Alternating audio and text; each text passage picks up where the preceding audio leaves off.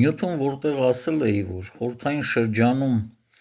շատ խանութի վարիչներ իրավաբանի դիպլոմ ունեին, մեկը գրել էր, ինչի եք զարմանում, 80-ական թվականներին Հայաստանում շատ բուհեր իրենց գնացուցակը ունեին, գիտեին, որ բուհը, հատկապես թանկ բուհերը, ինչ արժեն, բնականաբար գիտեմ, չնայած այդ ժամանակ ամենավարկաբեկված բուհը ի դեպ մանկավարժական ինստիտուտն էր, իսկ մի ծանոթ, որը բանասիրական կրթություն ուներ և ավարտել էր Երևանի պետական համալսարանը, այսպիսի բան պատմեց, ասեց, երբ ընդունվել էի համալսարան, առաջին կուրսում Ռաֆայել Իշխանյանը, հիմա չեմ հիշում, թելադրություն, թե շարադրություն էր տվել, և աղջիկներից մեկը նոր ընդունված 50-ից ավել սխալ էր արել,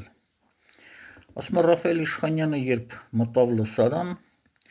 ոչ զայրացավ, ոչ զարմացավ,